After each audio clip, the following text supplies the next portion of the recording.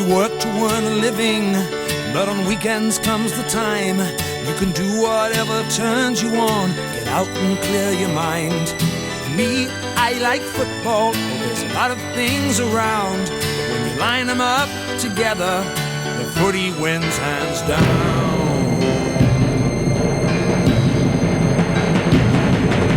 Up there, Cazaly, in there and fight.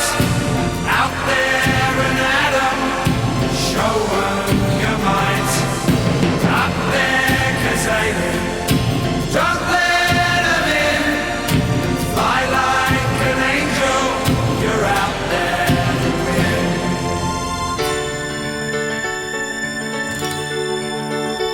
Now there's a lot more things to football than really... Look out. Oh, my God. Up there for the cheese and bickies. We're in the band room together. We timed that because there was cheese in our mouth. And we're recording on the brand new console, guys, which you guys brought us. Thank you very much. The Patreons. We love you. Good on you, guys. This is the 80s montage. I'm Sammy Hardon. And I'm Jay Jovi. We're back in the room. We're back in the band room. Oh, my God. Fuck, you're like our visitor for the day. Yeah, Woo-hoo. yeah. It's been ages since I've seen you in person. I know. How long has it been? We probably shouldn't say. Actually, How long has it that's been? true. Yeah. A while. 4 months, is it? Something like that. 4 months. Officially 4 months. Yeah. But in that 4 months, we've kept the show going. Absolutely. Amongst all the dramas and all the fucking panic stations and just finding each other. And you've been super busy. Yeah. I sort of was busy and now I'm just working shit out like the roadcaster and I've loved it. This has been like the one constant thing, hasn't it? The one constant thing the whole time. Absolutely. So we're having a bit of champers and some cheese and bickies. I've married some lesbians this afternoon. Hello, Nicole. Hello, Lee. Hello, lovelies. Yeah, it was a beautiful wedding out in Pakenham Upper, up in the sort of undulating hills. It was very lovely. Oh, they'll be fucking ripped off. Yeah. They were very popular girls, these two, both bar managers. One's a photographer, one's a bar manager, and they would have had like bloody 200 people there if they could have. Yeah. But it was a lovely little group and really cool. I got married. I mean, I married them in what I'm Jeans wearing and now. t-shirt. Like, rock gear. So that's what they wanted. Because you're a marriage celebrant. That's right. Yeah. Aria vows. Another thing you do. Yes, yeah. I love it too. I know. Yeah. Well, you're making people happy. And you sort of you're part of that incredible moment in time in people's history as well. Yeah. And I'm here to sort of marry all my friends and represent them and make sure they have a great day. And I'm great behind a mic, I'd like to think. Yeah. So. Yes, you are. And we've had a lot of people write in this week.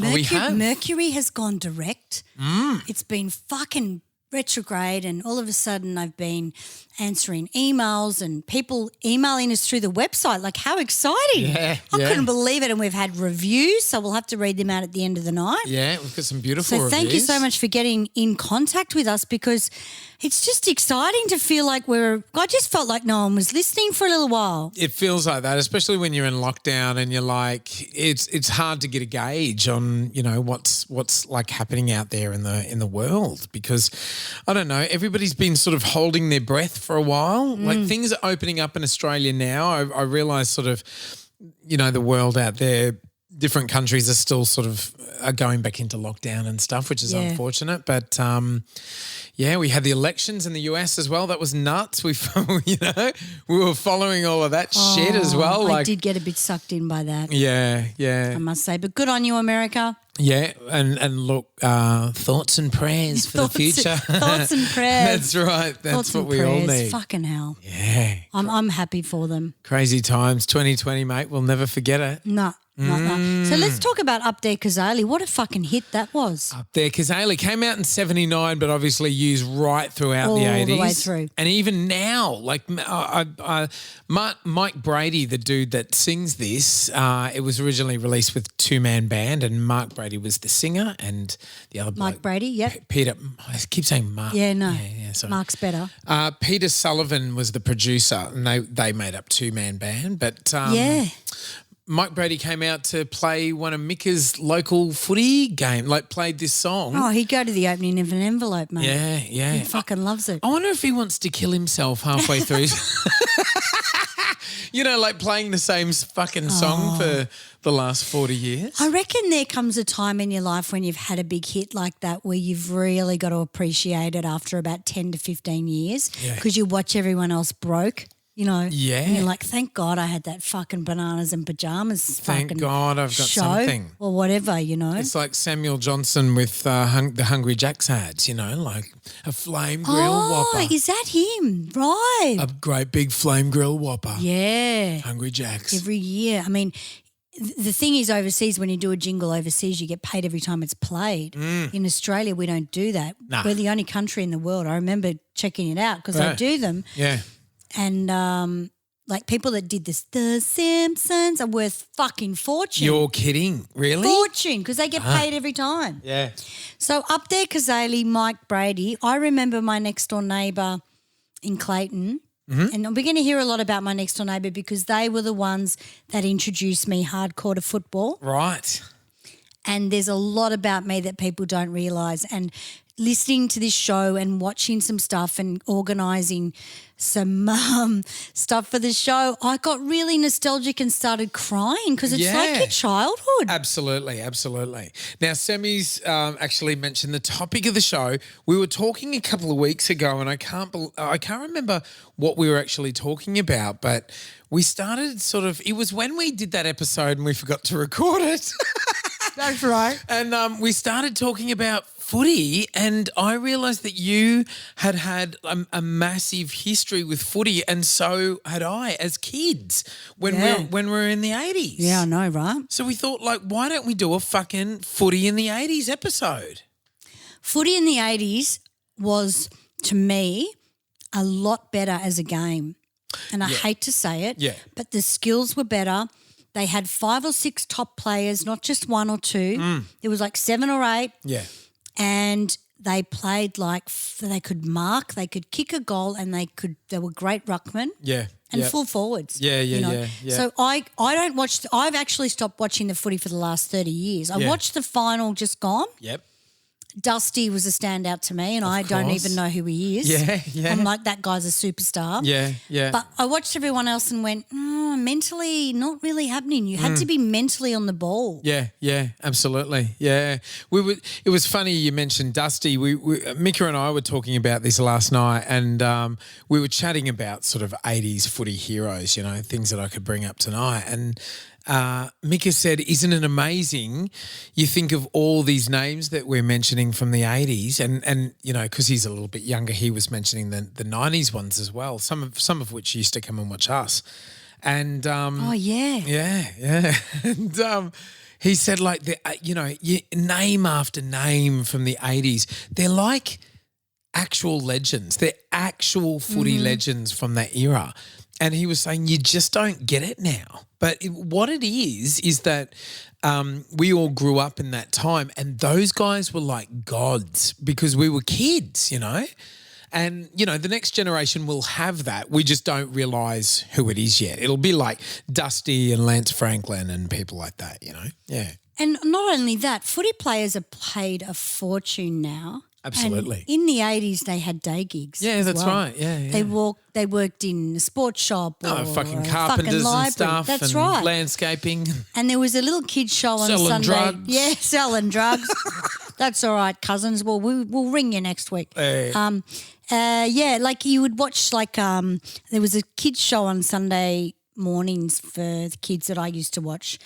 But and you could see that they had other jobs, not just a footy player. Now footy players are paid millions of dollars. Yeah. And fucking go out and speed off their tits and root chicks and they don't even care. Isn't it great? Best job in the world, mate. They're better than musos, mate. Yeah, absolutely. It's sort of, you look at the 80s, and sort of everyone wanted to be a rock star, you know. Now everyone wants to be a fucking footy player, you know. They want to be a sports hero. Those guys are sort of on par with rock stars now. They've got that kind of aura about them, you know. Well, rock stars are just no longer too. That's it. We just don't have them. Yeah. But we're going to give the people a bit of a go at who you barrack for first off. Are we? With the theme. Very exciting. So if you were thinking about Jay, who do you think he would barrack for? Just have a think about that, punters, viewers and listeners. But anyway, we're going to play the theme song to JB's team. Good old Collingwood forever. They know how to play the game. Side by side they stick together to uphold the Magpies' name. See the barrackers are shouting as all barrackers should. Oh, the premiership's a cakewalk for the good old Collingwood. The fucking collywobbles. How exciting. Oh. Mate, I've had many a run-in with a Collingwood supporter. Have you really? Oh, yeah. See, Yeah. I'd like to mention from the outset, I've got lovely teeth. Yes. So, you know, the old Collingwood thing of being lower class and having shit teeth, it's out of date now. Maybe in the 80s. Why? Did you date Collingwood players? No, or I was too young. Oh, but okay. I will let you know who we better play my theme now because it's Collingwood versus North Melbourne. Hey! Woo! Bit classier, isn't it? Yeah, it is a bit. Bit up budget. Sing it one and all. Join in the chorus. North Melbourne's on the ball. Suck my balls. Good old North Melbourne. They're champions, you'll agree. North Melbourne is the team that plays to They win for you and me.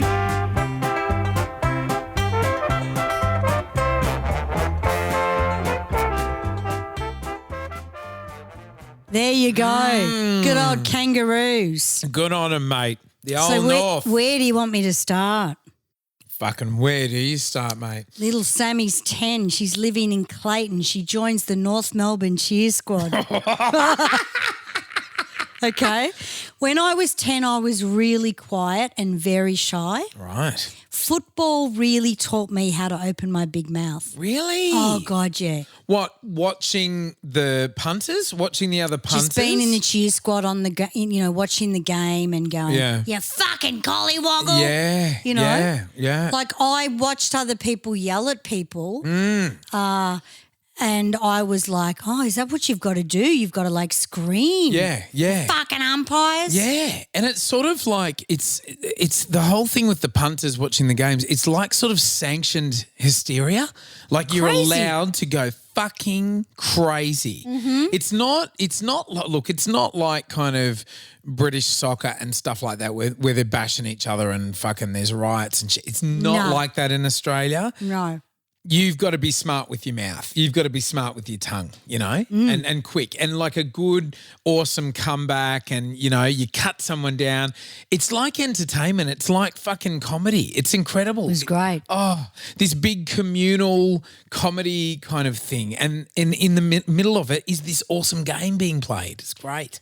Well, see, on Friday nights I used to go to Arden Street, which is in North Melbourne, and make the banners. So I Did you? went to the club rooms. Wow. And we made the banners. So whatever the subject of the week Yeah. was, whether someone had a 50th game or whatever, Yeah. Sammy would be there taping the banners. And I Wow. felt so important. Of course. I was like, oh my God, I'm a footy player mole, but I don't care. But they put so much care into those banners. Oh, mate, those banners could have built a house from them. Yeah. They were just incredible. But this one week we were there and I think Collingwood and North were playing in a game together. The Collingwood cheer squad decided to come to the North Melbourne Is this the 1980 game? 1980. Is it? No, not the 1980 night game. We'll talk about that in a minute. Okay. It was just a game they had against each other Right. that weekend. Mm-hmm. So the North Melbourne cheer squad, someone yelled out, the Collingwood cheer squad's on top of the bloody, because what they used to do is you used to lock all the banners and stuff in like a netting. Yes. like a cricket net kind of thing, and lock it up. Yep. The Collingwood cheer squad would be throwing matches from the top of it. They'd climb up the top and fucking drop the matches and hope to God they didn't blow out and burn all your fucking stuff. Yeah, because it's very bad luck. If it's already been ripped or if it's broken or torn or anything, that's very bad luck on the game. Collingwood supporters were just hardcore. Yes. So this one caught on fire and we were there. Yes. Wow, all hell fucking broke loose, you know. Were you crying? I was mortified because it was like I saw everyone work so hard. Yeah. And Collingwood, the thing with our teams, right, as much as we love them, we did fucking nothing in the 80s. Yeah. Nothing. Yeah. We weren't even on the fucking map, right? Yeah. And so that was, I soon learned how nasty supporters could be. Because I'd heard about Collingwood supporters and thought, oh, they're really nasty. But then in the 80s when I actually saw it with my own eyes, Yeah. They were animals. I got very scared. They were animals back then. Because I was only 10. Yeah. That's very young to be hanging out with 18, 19-year-olds. Absolutely. And they're all trying to shag each other and Yeah. you're in between going, well, what do you want me to do? Yeah. know? And they're like going mental, like the world's opening up to them and they're like fucking Absolutely. the Collingwood gear on. Yeah. But bloody, look, Collingwood does have the reputation for being a little bit rough. They're one of the biggest, richest teams now. They're sort of, they've changed their culture. They've got a little, has changed. Yeah, they've got a little bit further to go in terms of, anti-racism and, Anti-race, they do. They've got a little bit, They're the but they all Donald do. Trump of footy players, footy teams. Yeah. Look, all footy teams, if they can get over the racist stuff and the homophobic stuff, it'll be fucking amazing.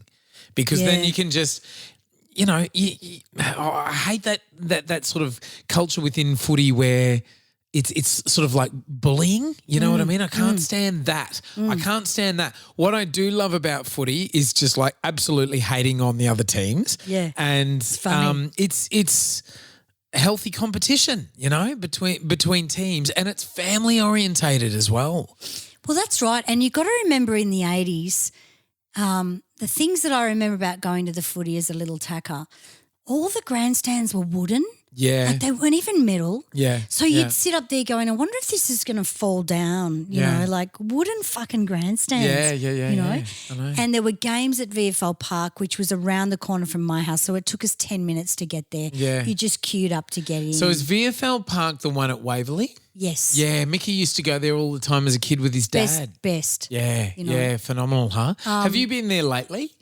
I don't know. I think it's something else, isn't it? It's actually still a footy field, but it's surrounded by like townhouses. It's in the You're kidding. Yeah, it's so strange. It's in the middle of like here's this sort of ovular park within all these townhouses within an estate. Fucking ducks in the middle or something. Yeah. Jesus Christ. Yeah. Well, the thing about, people that went to the footy, there was one guy that used to sell peanuts in the grandstand, and I wanted to bring him up because he used to go, peanuts, peanuts, peanuts, right? And he was a rather large dude with a big Hessian bag of peanuts, and for 20 cents you could get yourself some nuts. Yeah. Right? Yeah. And I used to be besotted by him. I'd go home. So excited I'd if go you saw home. him It was kind of thing. Saturday night fish and chips night, with your parents, and I'd go, Yeah. Mom, can I have some peanuts? Peanuts. And she'd be like, what are you saying, darling? And Dad would be laughing his tits off.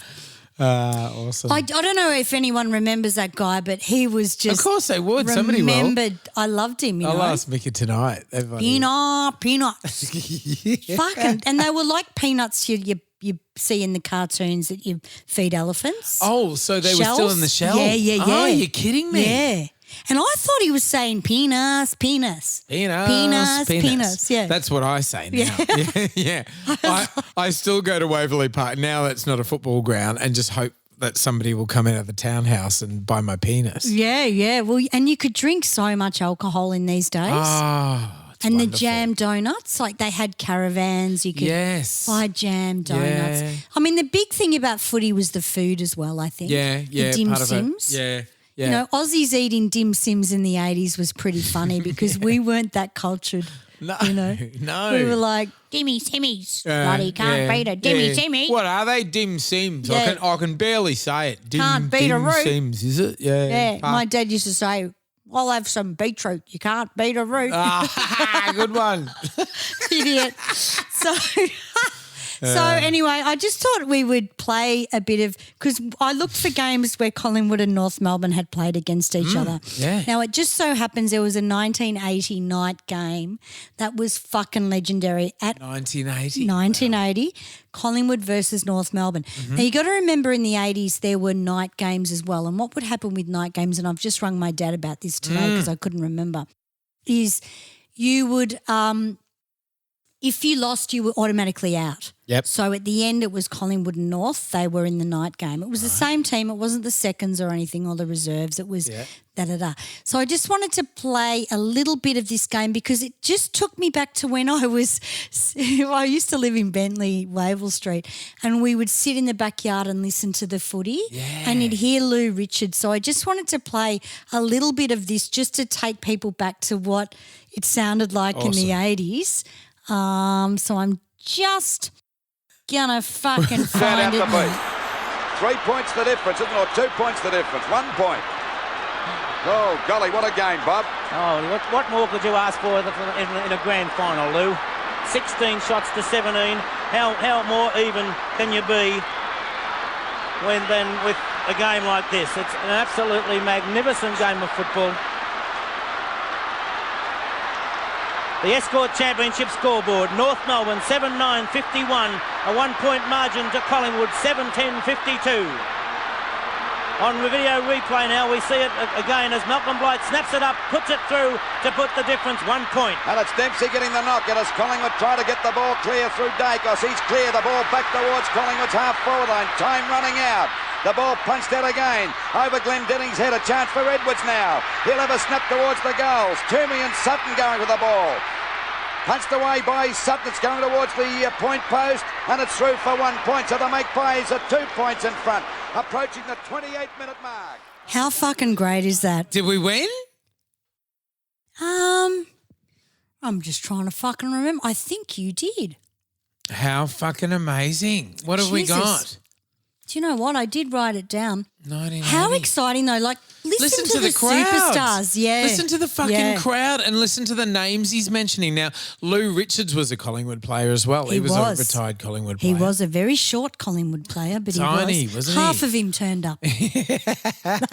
Maybe he had a big dick. The kiss of death, he was called Lou Richards. Is that right? But I think Collingwood did win, but I can't remember. I might be wrong. And why didn't I write that down? Because I'm a fucking idiot. And but that was at VFL Park, sorry. I think it was in Mulgrave, or Waverley. Wow. How exciting. Like That when is you fucking hear names incredible. like Ross Glendenning, Dacos. Malcolm Blight. Now, Malcolm Blight was on the stage at the last final. Was he? Yeah, Malcolm Blight, gave all the awards away or did a Did speech. he? I can't remember I think that. he's got something to do with Brisbane. Yes. Malcolm Blight was the most amazing North Melbourne football player to fucking do anything. Yeah. And now he's still obviously in the league. Yeah. But just people like that you remember and you think, oh, my God. I think my brother had a pet monkey with a North Melbourne jumper with Malcolm Blight's number on the back. Wow. How awesome. Yeah, I think that's what we had. But Oh, cool. yeah, it's like if you listen to that, I know it's Lou Richards. I don't know who the other dude is. You just can see yourself in the backyard, Yeah. I think we used to wash the pavement Yeah, right. or something. Yeah, yeah. And you'd just be listening to the footy. But it's so amazing. There would to have been a think. whole big ritual around grand final day. And this is what I came to realise because, see, I grew up north and it's all rugby league, yeah? And we'll talk about rugby league as well in a sec. Yeah. But this is what I came to realise this year. And I've always been aware of it. It's not until I sort of, really got to know Mika's family and they're hugely into the footy. All of them, all the men, all the women. It's sort of typical Melbourne family, really voraciously into footy. They love it, and it's not just sort of it's not just the competition. It's bringing the family. It's having a family moment. It's and especially having grand final in the afternoon. So you know on grand final day they would get up in the morning. They might sort of do their thing, jump on the train into the city. They might have a coffee in the city and some breakfast in the city, and then they'd sort of walk around the city together, and then at a certain point they'd all start walking down to the MCG. That's right, yeah. And with thousands of other people. I used to hate that walk. Yeah, right. Fucking hated it. Because you've got all the competition as well. Just I was only little. It seemed like I was walking to Sydney. Oh yeah, absolutely. It is a long walk, admittedly, still now, and so they'd all walk down there, and you'd be exhausted by the time you got to the game. The build up during the day, and so. We didn't have that this year. We didn't have the grand final at the G. It was in Brisbane because of COVID, and it was the first grand final out of state, out of Victoria. And look, it was a great grand final. They had it at night as well. But you were saying this one was at night. Why did they have it at night? Yeah, and North Melbourne won. I've just checked on that. Oh, they did. So North Melbourne defeated Collingwood. It was 8-9-57 to 7-12-54. Close fucking game though. Wow, you that'd would have been a great game. Oh. Wow. And that's what I mean. Like the games in the 80s and what was the so score? exciting.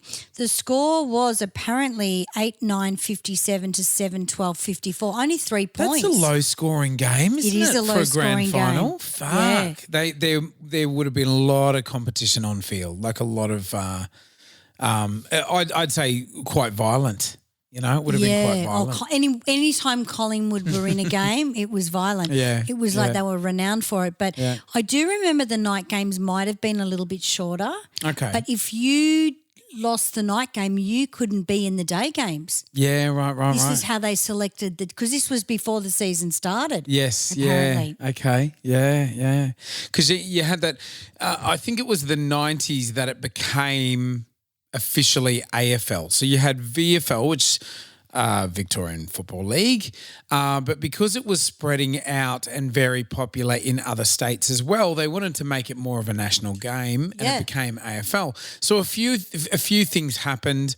A few Victorian clubs that were sort of perhaps doing it tough or needing a bit of a boost, they amalgamated with out-of-state clubs and moved there. And it happened with South Melbourne's and the Sydney team, and they became Sydney Swans. Yeah, I can't remember the Sydney team. Yeah, Can't they were South Melbourne originally. Yeah. See, this is where I lost interest. Oh, right. So I'm a little bit blank. Yeah. And a few things happen. A few things happen around this period. Footscray became Western Suburbs generally, not just Footscray. So, and just to add to that, a lot of people that barracked for teams like Footscray or Geelong or North Melbourne lived in those suburbs. Oh yeah, they fucking lived it because when migrants or whoever came to Melbourne, you didn't go out and live in the suburbs. You lived in North Melbourne. You lived in Footscray. That's right. And that was your team. Yeah, exactly. And the smart people were the ones that kept their houses in those areas. Yeah. 100%. And now they're fucking millionaires. Yeah, God, yeah. Absolutely. So it was all about where you lived because my grandmother lived in North Melbourne. We were hardcore North Melbourne. Yeah, wow. And then my uncle lived in Essendon and he was hardcore Essendon. I love North Melbourne. It's an interesting area. I love it. I love it too. Because it was just around the corner from where we were in Yarraville, Yeah, well, she had a huge house in North Melbourne, but I think she sold it and ended up moving to Rye.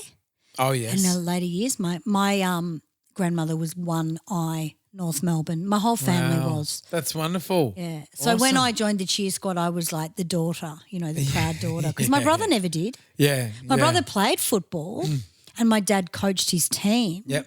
But my dad was saying today that he would go to a Kevin Sheedy seminar. Oh, wow. And learn how to teach kids football. Wow. And he said Kevin Sheedy was the best handballer you would ever see in Australia. Yeah, He said he would stand at the edge of a basketball court and say to you, I'm going to handball to the other basketball, Is that the right? other corner, and he would 100% get it every time. Fucking hell. And Dad's head was just like, fuck. See, you know? Mika and I have a kick now and then, and I can be like 3 steps away from him and do a fucking handball, and you're hoping that it reaches him eventually.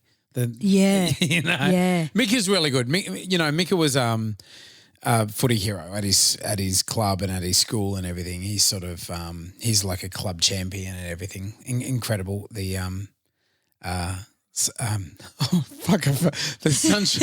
Sunshine Heights Dragons. Sunshine Heights. We used to play there all the time with our band.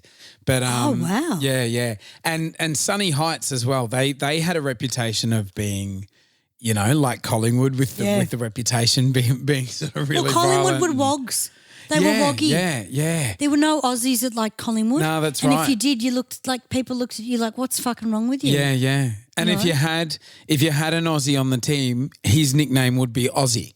Yeah. Because that's they'd all right. be wogs otherwise. All wogs, bloody perms, fucking mullet perms, Peter Dacos. Yes, shit like that. He lives just around the corner from us. So Peter Oh my Dacos for God. Collingwood, he lives just around the corner from us, and Josh Dacos, the son, Oh, cute. now plays for Collingwood, and he's fucking awesome too. Yeah, He's well, a lot fucking of the great. boys do. They're sons now. Yeah, you know? yeah. There's sort of situations where now you look at Steve Silvani, his Love dad. Steve Silvani. Yeah, his dad's Still hot looking too. absolutely. Fuck. His dad, Sergio Silvani, played for Carlton. I think he might have captained. And his son now plays for Carlton as well. So Well, he married that model Jo. she used to do what was it? Sale of the Century. Sale of the Century, Yeah, that's right. So did Michael Roberts. Remember when that fucking tripper Yeah, from yeah, St yeah. Kilda? Yeah. Sale of the Century. I met Michael Roberts at a fucking Crown Casino gig. I did. Biggest slut.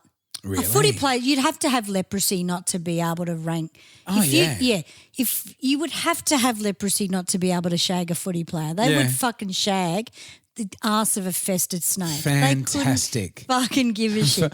And Michael Roberts was at this gig and he was all flirty and stuff, and he's Great. kind of cute. Yep. Well, this is going back years ago now. As soon as the wife turned up, mate, different fucking person. Absolutely. And I didn't want to root him. Yeah, nah. But in his head, he thinks everyone does. And she turned up and went, hi.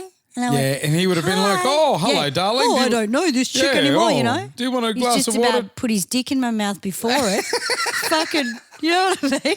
They're fucking shockers. Yeah, they are. Because we were just talking about this. Yeah, we were hardcore North Melbourne. So I'm 50 now, but when my grandmother was 50, I'm sure it was her 50th, we had it at Arden Street. Yeah. Can you Is imagine? that right? Yeah. Wow. So That's the people awesome. that were left over of the games, like the North Melbourne footy players, came to join in on the party, Ah, great. which my grandmother loved. She would love that.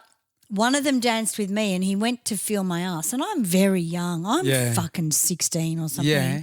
And I got a bad taste in my mouth from Right. then. I went, no, you're not touching me. Yeah. You know, unless I'm really horny and I need a fucking cock. No way. I would have raped him. if I were I you. can't remember who Sammy. it was. But my dad was like, go and dance with blah, blah, blah. Oh, And of course, I yeah. don't want to dance.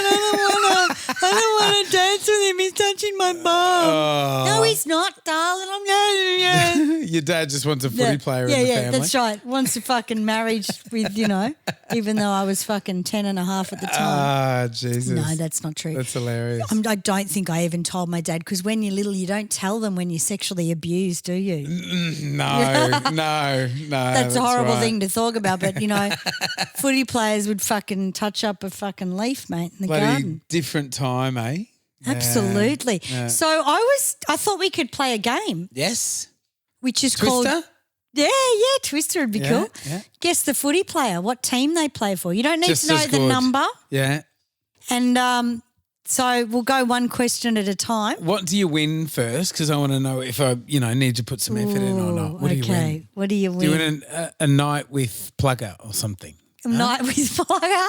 Is he still around, Plugger? Probably. Night with Plucker Duck might be a bit more of the fucking, might be a little bit easier. What do you win? You can win let's put a slab of beer on it. Lovely. Get on the beers. Coming your way. Slab of beers. Beautiful. No, we don't know. I might not. Okay, so I'm going to name a player. Yeah. And you're going to go, we're going to, and then the punters will love this because they'll be able to go, oh my God, I know that, right? Okay, all right. Okay. Who is this player and who did he play for? Sorry, that's not right. Who did this player play for? Right. Bernie Quinlan. I've got no fucking idea. Really? You do these quizzes and try to fucking bury me. He was a big player in the 80s. The punters already know it. Look, as I say, I grew up north where it was a Take rugby a guess. league. Is it 12 teams you got to guess from? Yeah, something like that. Take a guess. Okay, what's his name? Bernie Quinlan. Carlton. Fitzroy. Oh. He was a superstar. I would have never guessed that. Bernie Quinlan, he was a superstar. Can I ask you one? Yeah. All right. You got to go yes or no. Remember, cross or not. This one should be easy, Sammy. Mm. Robert Dipper Domenico. Hawthorn. Yes, you did. Hang on.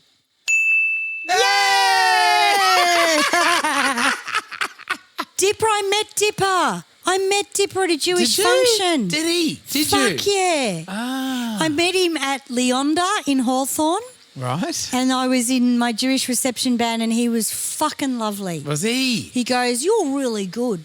Oh, yeah. That's really Thanks, nice. Mate. Yeah. I thought that was nice. Yeah. Didn't try to fuck me, That's all right. you know. That's fine. Very rare for a footy player. I reckon he would have stuck it in all around town, though. Yeah, he's probably over it by now. yeah. He had probably had like 4 that day. And what is he Italian? Had rooted a couple of Jews that's right. at the bar He's mitzvah. probably bent whatever the fuck fucking you were bride doing. over already. Probably bent the bride over at the fucking dinner drink. Yeah. Yes, he was Italian, very famously Italian, yeah. I love a little bit of Dipper. I couldn't pronounce his name, so I was going to put that on my list. Oh, yeah? All right, well, I've got an easy one for you, honey. Mm-hmm. Peter Dacos. Collingwood! Yay! Fantastic. All right, I got one for you. Yep. Let me have a look. They have to be 80s. Mm-hmm. 80s footy players. I've got one, and it could feed into a segment later, you know. Oh, yeah. Not Warrick Kappa. Warwick Kappa. Sydney Swans. Sydney, South Melbourne. Is that right? Yeah. Hey! Get on you, Kappa. Loves to on ya. drink the band rider. That's right. We'll talk about him soon. Hit me with another one, baby. All right, so I've got Jason Dunstall. Fuck. Come on, Jason Dunstall. Fucking legend. So I've even got it on my list, and I didn't write down what team. Because it's hard, babe, because you're a Queenslander. I'll just guess. Essendon. Fucking hell. Hawthorn. Oh. Hawthorn. See, Hawthorn fucking dominated in the 80s, didn't Hawthorn were the fucking biggest team of the 80s. Absolutely. And we're Yeah. going to talk about them as well because they were huge. All right, my go. they? Your go? Let's have a look. Tony Lockett. Sydney Swans, South Melbourne. Wrong. St Kilda. Oh, shit. Plugger played for St Kilda. Dear me, I got Yeah. that wrong. Did he play for Sydney at any time? He might have at some point. Let me have a quick look. One Tony Lockett. We That's talked about this right. last week on the James Yeah. Freud special because he wrote that song. Well, this kind of bolstered us to talk about footy again tonight because we talked about bloody old mate doing that. Anthony Howard Lockett. Let's have a look. Sammy, 83 to 94 with St Kilda and 95 to 99 with Sydney. So Okay, technically fair you're enough. right. No, but I'm not because it's got to be 80s. No, it doesn't. No, Don't reckon? No, he did play for Sydney. So hang on. Hey! That case of beer's looking pretty good. I knew you'd win. I got one now. Yep. Gary Dempsey. Oh, no, I don't fucking know. I'm going to guess. Take a guess. I'm going to guess and say North Melbourne. She gave me that one. She gave me that Yeah, one. that's awesome. I love a bit of Gary. He was the ruckman for North Melbourne. Lovely. Very Rucko. good player. Yeah. What? One more? more? Yeah, one more for me. All right, let's have a look. Tim Watson. Oh, fucking Essendon. Oh, you slut. All right, well. I've got Timmy Watson stories too. I've got one more for you now. So do I. All right, okay. Robert Flower. I don't fucking know. Good player. Yeah, what, Victorian team? Yeah. Geelong. Ah, fuck. Melbourne. I nearly said Melbourne. Yeah. Robert Flower was incredible. Fucking hell. Well, that was a fun game. Looks like you owe me a slab of beer. I do. One slab of beer. I did I got fucking the win. one slab of beer. Do you know what? I lived footy from about 10 to 20 and then I got into horse riding and that was Yeah. the different thing. Yeah.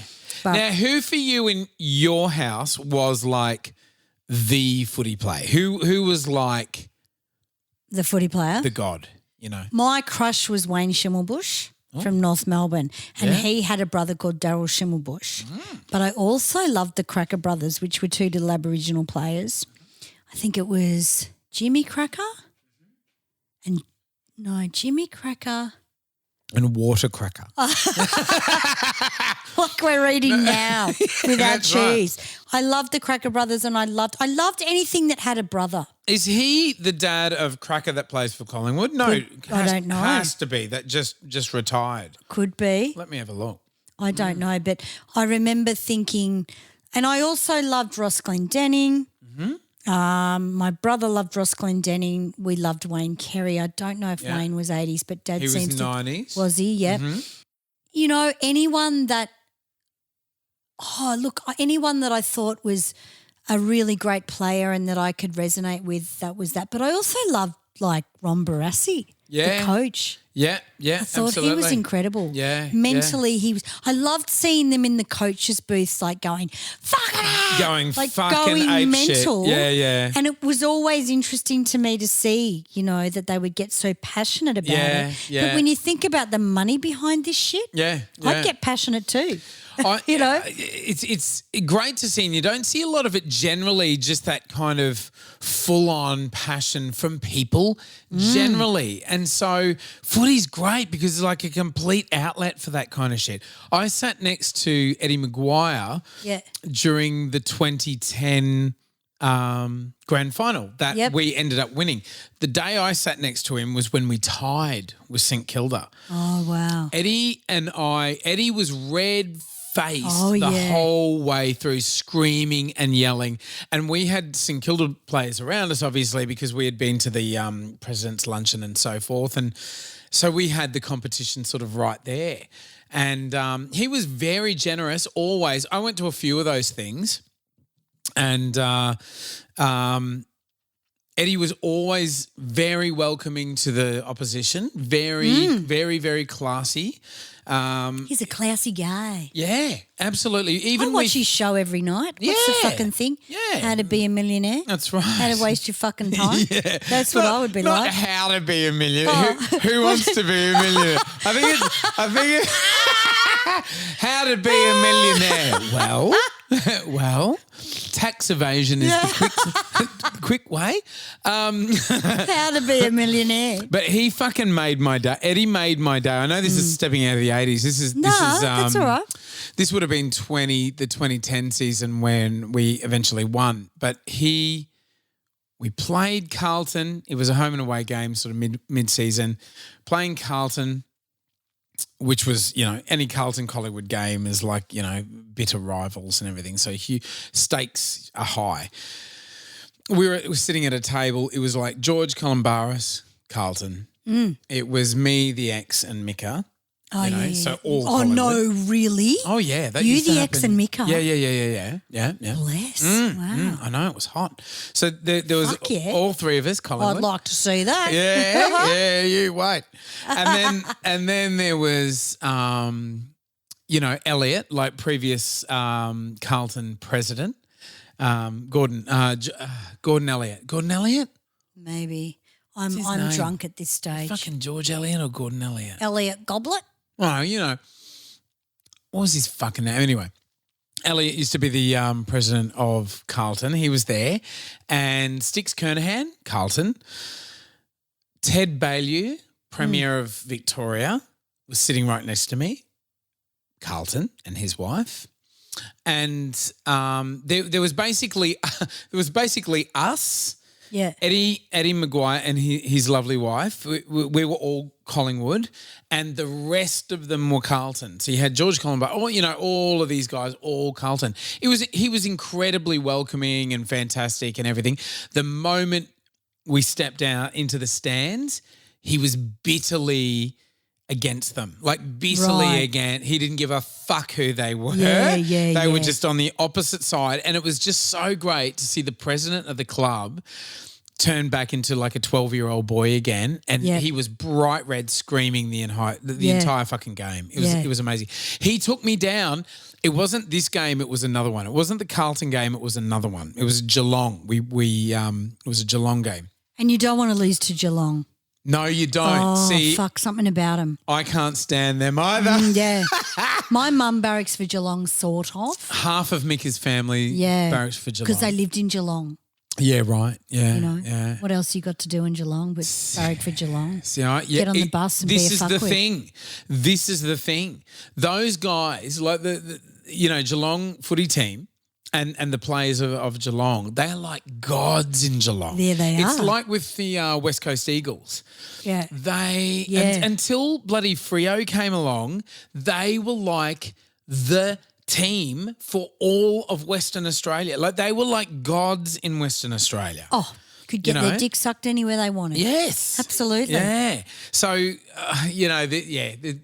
the West Coast Eagles drive me nuts as well because they knocked us out of the recent grand final for the last couple of years. Yeah, right. And another sort of rival of Collingwood as well. But Eddie, we were sitting there at one of these presidents' luncheons, and Eddie said to me, "Hey Jay, come with me," and we just sort of stood up at the table. I'm like, I don't know where I'm going, so I just started walking with him. Line of coke out the back. It would have been great, but it wasn't that. and then we sort of walked to the lifts. There's a special lift, for him. What do you mean by that? Well, in the president's area. Oh, they've got like a special lift. Mm-hmm. Yeah. I thought he was just a bit big or something. They couldn't fit him in the real one. No, he's not that fat. No, he's not yet. that fat. No, not yet. And we went down ground floor, and everyone's like, "Hey, Eddie, how you going?" Fucking "Hi, Ed. How are you?" Yeah, fucking legend. Yeah, and we go down ground floor, and he's like, "G'day." He's a real sort of man of the people. He is. Yeah. We walk down to the stands, ground floor, walk down to the gate. He opens the gate. We walk out onto the MCG. Wow. I'm shitting myself. People are going nuts and cheering for him. This is pre-game. Of course. We walk out. Past us walks Bruce McAvaney. Like, "G'day, Ed. G'day, Ed." Wow, yeah. Eddie introduces me to him. It's a bit like Farlap in the fucking... It was fucking phenomenal. Yeah. We walked out to the middle square, and one by one the Collingwood players came over to shake Eddie's hand. He introduced them to me. It was like Pendles. God. It was Alan Didak. It was, like every big Collingwood name you can think of from the sort of 2010 period. And they were my fucking heroes. I met them all, and I'm almost crying, saying to Eddie, like, "You are making my life, Eddie. Like this is amazing." I'm like completely losing my cool. It's like being out front of an ice cream truck. I know. Like Mr. Whippy Van, mate. I know. And then we walked down. It was sort of right before the game. They blew the whistle. The players started running off the field and down underneath. Eddie and I ran behind them in our suits. No. All the crowd going mental. You look like an official. It was amazing. I always used to see these pricks running with Eddie and think like, who the fuck are they? Yeah. And his mates, obviously. I was one of them. Yeah. So we sat down there and watched them warm up. we were just talking shit. I was talking to all the players that were injured because they weren't playing, so they were sitting on the periphery, and so I'm chatting with them and fucking getting all excited. And these guys were my fucking heroes, you know? Yeah. And because you love footy a lot more. I loved footy when I was a baby. Now I couldn't give a fuck. Yeah. But you love it now. There's a difference. see, I love Collingwood. Those guys are my fucking heroes. Yeah. You know, and I don't know. I barely know fuck all about any other team. Yeah. I love Collingwood so much, you know, and it's that thing when you move to Victoria, you choose a team and you stick with them, and they're your team. When I moved here, we were down the bottom. We were fucking, you know, we were, what was it? Fucking 2000. I moved here. We were not contenders, you know. We were losing, and I just wanted to go for the underdog. Well, that's exactly what I was saying at the start of the show. North Melbourne and Collingwood did fuck all in the 80s. Yeah. We may as well have stayed home. Yeah. And I've got a list of, and I did want to talk about that on the ground stuff, because in the 80s you could run on the ground after the gig. You could. After the, you know, and I remember the footy game that we played of North Melbourne and Collingwood, the night game. Before he even kicked the goal, the kids were running on the ground because it was after the siren. Yeah. I tried to get my dad to remember who it was, but we couldn't remember who the player was, and I wasn't listening. And he kicked the goal. I mean, this is the thing. Footy players in the 80s could fucking kick down the middle. They could stay on their men. They could tackle. I don't know how many times I saw the ball at the last final go through their fucking legs. What the fuck is I that? know. If you did that in the 80s, you would be dead by now. I know. Right? And they could fucking mark as well. They These could mark. huge leaping marks They as had well. marking competitions. Yeah. Like Wide World of Sport would be like, you win $100 for the best mark of the Yeah. weekend. Yeah. And then if you fucking won the yearly mark, you brought it. You know what you used to bloody win in the 80s when you won the mark of the year was a Nissan Bluebird TRX. Not bad. Little white one. Lovely. Fucking how long ago is that though? A Bluebird. And Bluebird Nissan. yeah, that was absolutely. the major prize for being the mark. They weren't a bad car back then. They were. Well, I think Maddie had a station wagon. Did he? Bluebird, yeah. But that was Kevin Bartlett used to vote, Jack Dyer and Peter McKenna. Yep. And they would have the mark, and some of the marks were astronomical. Like you would like, and the thing I love about having the family watch TV at the footy is everyone got so emotionally involved, and my dad was very loud. He'd be like, bloody great, you know, and the neighbours could hear it. Yeah. You know? Yeah. But it was Absolutely. acceptable. Yeah, that's right. That's what I mean by like it was like sanctioned hysteria. It was acceptable. Oh my God. You were allowed in that moment to go fucking crazy, and that's why I think it's so popular as well, because you can't carry on like that in any other sort of sector. You know, You can't. amazing. And it wasn't violent. It was Aussies being loud. Yeah. And Aussies expressing this love for something. Yeah. And when I look back at it, it actually helped you live life. Yeah. It helps you Because get through winter. It wasn't much going on. No, it helps you get through fucking winter, Sammy. Because we didn't have money. Yeah, that's right. We weren't rich. See, this is the great thing about footy as well. It doesn't matter how rich you are. It doesn't matter, you know, how poor you are. You're all Collingwood supporters or North Melbourne supporters or Hawthorn supporters or Geelong, you know, it doesn't matter. And I remember Ted Baillieu's missus, the Premier's missus, saying... There you go. I just had to do that. Oh, I've been talking too long. No, not at all. I just wanted to hear the siren go. It's so exciting, isn't it? How exciting. What's when you hear that, when you've gotten off the train and you're walking to the G, they'll play they'll do a few of those before the game starts. What do you mean, like this? Exactly like that. Wow. And you're like, fuck, I've got to get in there. I've got to get in there. And you got to get through into security, and you got to find your seat and quickly get some beers and get some chips if you're lucky. And fucking, if you're lucky, you know, as you sit, they'll fucking do the first bounce. Half time was frustrating for me because that's when I used to go and get a bucket of chips or a Yeah. 4 and 20 pie, which Yeah. we're going to mention very soon. Good. And you would hear the siren go for the third, Yeah.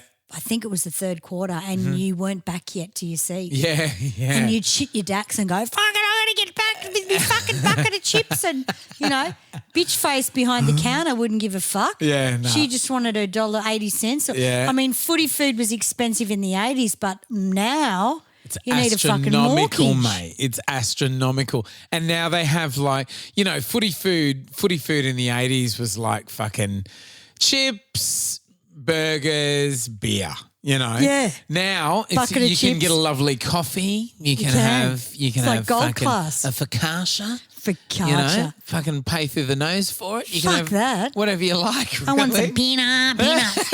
Peanut. Should we do a one dick wonder?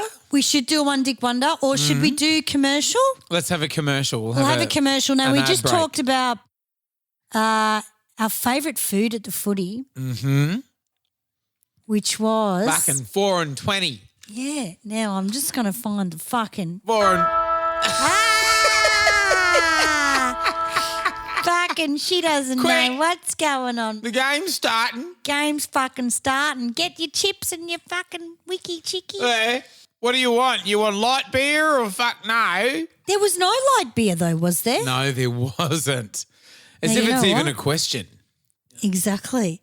So I've got to find out how to get our fucking bloody. Actually, we will go with a one dick wonder. No, we won't. We will go with a commercial, and I'm fucked if I know where I put it. Just keep playing them until you get it. No, it's all right, honey. I will fucking find it. Ooh, it could be this one. Oh, is it this? Yeah. Gotta get some hot stuff, baby, this evening. I need some hot stuff, baby, tonight. 4 and 20 hot stuff, baby, this evening. When you really need the heat, you just can't need a 4 and 20 pie. Ooh, I need some hot When you're cold, get hot with 4 and 20 hot stuff. I love that ad. Yeah, get fucking hot and There's cold. there's a really slutty looking chick that gives this fantastic look. She's got this permed sort of hair, Lovely. and she looks. And then there's a girl behind the You want some hot stuff, you fucking asshole? hot stuff. You want some fucking hot stuff, you asshole? 4 and 20 pies, mate. They Yeah. were huge. And these days, Do they have rat's tails in them? no, you can still get the 4 and 20, but these days you can get plant-based. Yeah, they're nice. They are nice. I like them. Yeah. Do you get them at the footy though, or not? I get them at Coles and eat them as I'm watching the footy. Oh, so you go vegetarian at the footy? Well, if I'm at the footy, I just have chips and beer. Yeah, right. How many beers are you allowed to have at the footy now? They have the stupid rules like if it's a Saturday night, you can't get fucking heavy beers after a certain time. Like you can't. There's some stupid rule where you can't have heavy beers on a Saturday night. You can have it during the day, but you can't have it Saturday. Like some stupid rule with that. Fuck. You're only allowed sort of 4 heavy drinks in one go. That's fair enough. I sort of have 3 on my way back to the seats. Yeah. But yeah, I've sort of rolled out of the footy many. I actually collapsed Shit. at it was a Hawthorn Collingwood game. I forget what year. And we were very excited, very excited. Hawthorn's a sort of big rival of ours as well in the finals. We play neck and neck right up until the end of the game, and then one of us will pip the other in the final fucking couple of seconds. This particular game, we won. We just got over the line. Wow. And I remember I stood up on my chair with my mates and did like a big, did like a big fucking, and fainted. Wow. I Was it a hot day or something? No, I just sort of yelled out all of my air and fainted. I was fucking pissed and Fuck. I woke up down Who like was with I you? woke up down in all the chips and beer like boo fucking whoa, and like got up and they're still all cheering. No one fucking noticed. I could No. have been having a stroke. Yeah. Yeah. I probably did. And Do you know that was the best thing about the footy? If you did fucking trip, no one had noticed. And you were so embarrassed and you'd look around and they're all too busy watching the game. Yeah. Exactly. It was the fucking best. I don't know how many times I ran out on the field and tripped over my fucking legs. Oh, God. And landed up on my feet. There's on so my much face. to see and do. There's so much to see and do. Oh, it's better than gum by a part. Now, can you remember sort of chicks going to the footy and getting dolled up? Oh, fuck yeah. Yeah. North Melbourne cheer squad. Yeah. Fake eyelashes. Yeah. Fucking, I think there was like glitter shit that they used to put on their eyes. Yes. It's hilarious, isn't it? Bubblegum jeans were big at the time with the 3/4 zips. Yep. They'd wear them with their flaps hanging out. What do you call it? Camel toe. Oh, Jesus. Camel toe was big. Yeah, was it really? Because they'd have them hiked right up their hips and stuff, wouldn't they? Yeah. Yeah. Look, it was super slutty in the North Melbourne cheer squad. I saw many of marriages come out of that. Fuck yeah, absolutely. You know. Yeah. I was too young. I was interested in the music that was happening at the time. Yeah. I was listening to the music and the only song I can really remember, and this is why I probably love it the most, is Young Turks by Rod Stewart. Oh, yeah. Because I was like, oh my God, I love Rod Stewart. Yeah. But it was an incredible time because I learnt how to scream. Yeah. I learned how to scream because I didn't know what I wanted to be at that time either. Yeah. It was like I knew I wanted to do music, but how do you do it? And then all of a sudden you've got these pricks going, fucking umpire, and all shit. Yeah. And you're like, okay, you've got to really voice your anger, you know, which kind of suited me to a T at the eventually when I got older, you know. But I loved it. I think it was it was great for women. Yeah. I loved the fact that your grandmother would go. Yeah. We used to take my grandmother. My next door neighbour would take me to the footy. A lot of nanas were into, Nanas loved it. And they'd be knitting the scarves, the North Melbourne or the Carlton scarves while they were watching the game. Yeah. Knitting was huge. Yeah. You know, it was like, Nanny, can I go and get a dim sim and a chocolate roll? And she'd be like, yes, darling. And she'd be knitting. And You know. Mum has knitted me and Mika, Collingwood beanies, but she's also knitted me a Brisbane Broncos beanie as well, and a Brisbane Broncos scarf. Because I sort of grew up with league, and Mum will always, if she ever knits me something Collingwood, she'll always do something Brisbane Broncos because it's like, don't forget where you came from. Of course. You know, Of course. yeah. Let's go through a little list and talk about a few players, shall we? Yeah. Now, Nicky Winmar, do you remember him? Ooh, Nicky Winmar. Aboriginal? Yes. Essendon? Very famous for a very particular moment in time. We are in NAIDOC week as well. It's NAIDOC week in Australia, which is sort of I know. He was definitely Aboriginal. Aboriginal Islander recognition within I Australia. love the Aboriginal players. I felt like they'd achieved so much. Well, they're like amazing athletes, you know. Yeah, they are. So Nicky Winmar used to play for St Kilda. St Kilda, yeah. And Nicky Winmar is, responsible for that iconic moment of when he was getting sledged by the Collingwood players. As you say, Collingwood were animals back in the day. He was getting sledged by the Collingwood players, and it was at is it Victoria? The one in Abbotsford, the one in Collingwood. Victoria Park, Park. I think it is, yep. They were there, and they were getting, just full racial abuse. You know, if you were to bring it into the modern context. Yeah, there was some fucking cunts. Yeah. And all he did was lift his shirt up and point to his black skin. And really? Yeah. Good on him. Just to stick it up the players, like just to show like I'm black and I'm proud, Do you know what? You don't see that now. Nah, yeah. We're really close to being united. I hope so. I really do hope so. I saw that in the last game, the grand final, and I went, oh my God, when there was a Muslim guy, maybe? Yeah. I don't know them. I there would have been Basher Hurley. Yeah, there would have been Basher Hurley. With his 15 kids on the fucking field. Beautiful he little owns kids. the local fucking coffee shop to me, and I on Mondays I always see him down there. him. He is he used to play with Mika in the western suburbs. You can see the energy through the TV screen of these people. He is he is one of the legends of the game. He is like phenomenal. He's the most honourable player I have seen. He's not out there like sticking his dick into everything and fucking smashing Well, he doesn't people have and time. bashing He's them. got fucking 28 kids. Yeah, exactly. Exactly. You know? He's just the most beautiful guy. Just absolutely phenomenal. But I've always been a fan of Muslim religion because I'll get I won't go on an aeroplane unless it's Emirates or, whatever, They're the because I best. just feel safest on that.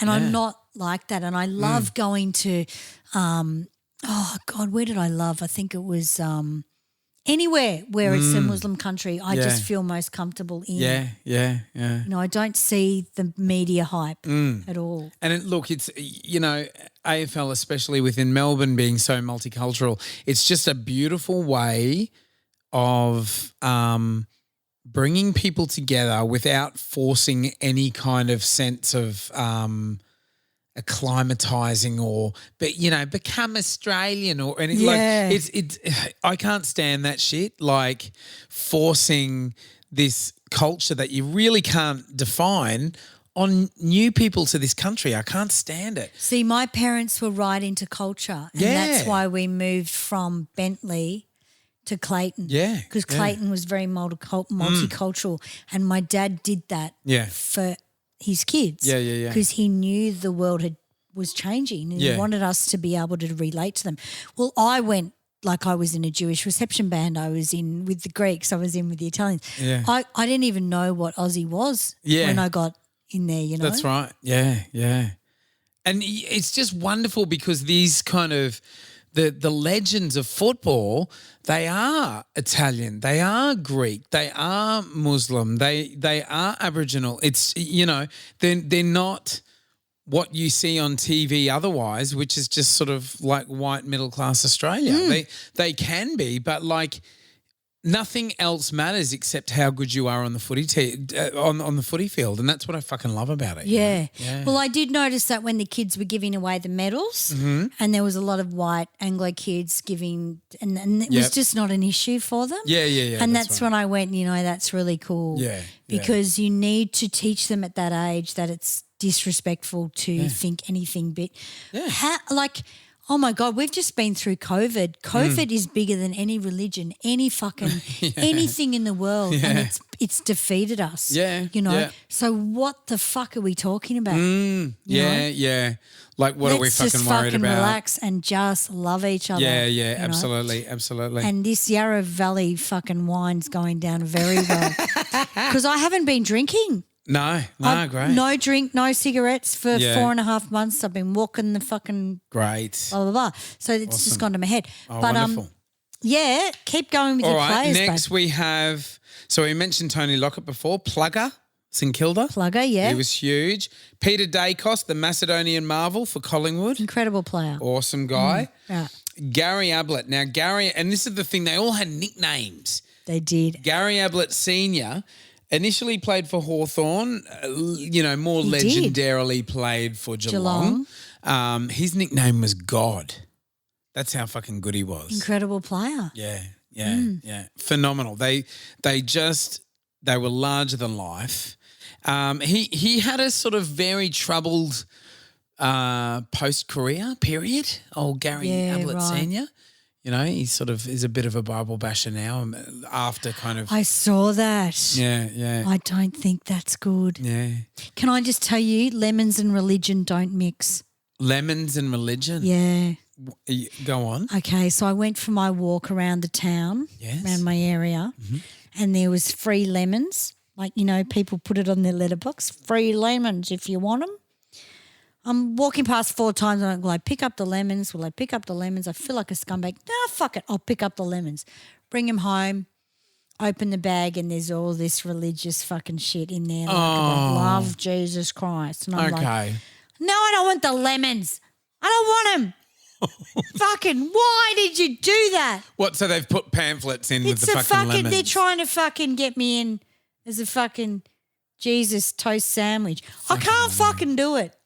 No. Mate, Jesus Christ is between my legs. And I tell you what, when she fucking screams, she works a ripper. She can make everything work, right? I don't think Jesus needs to be in amongst my fucking free lemons. In your lemons there. Yeah. It's a bit right? rude, isn't it? Absolutely. You know? Now, I've got to talk about, let's cross codes. I've got to talk about Wally Lewis. Wally Lewis. Now, do you know anything about Wally Lewis being a Victorian? Do you know anything about Wally Lewis? Was he Melbourne? Wally Lewis played rugby league. Okay. He initially played for Manly, even though he was from Queensland. Like Manly in Sydney. Manly in Sydney. Right.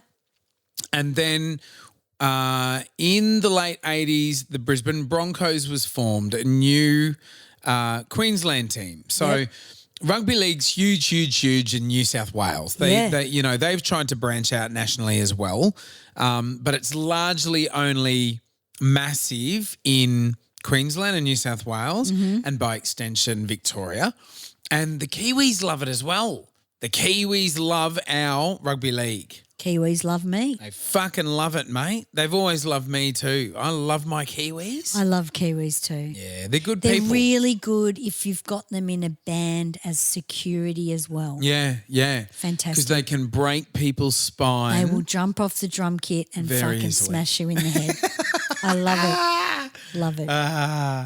But so when they formed the Brisbane Broncos in Brisbane, 1988, they made Wally Lewis was the captain. So Wally Lewis came from Manly back to Queensland and he was the captain. His nickname was the King. King Wally. Wow. King Wally Lewis, the King of Lang Park. And not only was he the captain of Brisbane Broncos, he was the captain of the Queensland State of Origin side. So they're actually playing the second game of State of Origin tonight, I believe. Wow. They played the first one last week of the week before. Queensland won. So we're hoping that Queensland wins again tonight. Fucking Queenslander. And we can just seal the deal in 2 out of 3 games. Are you missing the game tonight by being here? Oh, I've had a lot on today. I miss a lot of things. It's okay. I miss myself. Yeah. One of my kids was born today Yeah, that's too. right. Yeah. The third one. Yeah, that's right. Oh, it was lovely. I didn't see it, but it was lovely. I hope he made it. Yeah. Anyway. Hope they cut the cord all right. Yeah. Anyway, so Wally Lewis, you know how I was saying before who was like the godlike footy player in your household? Wally Lewis was the godlike footy player in my household. Did he go to AFL? No. He was always rugby league. Right. He always had a moustache and he's got like a cheesel, yeah? So he's got the cheesel hair. So he's got What's a cheesel hair? You know, it's like a cheesel. So it's all like Bald around patch? here with a ball patch. Oh, wow. Like a cheesel. Like Never heard of that before. That's cool. Yeah. That's what they call it on the footy field. really? Like if somebody's balding up top and they've got the hair around this, hey, cheesel. Fucking Fuck. on the other team. Hey, cheesel, you can't kick for shit.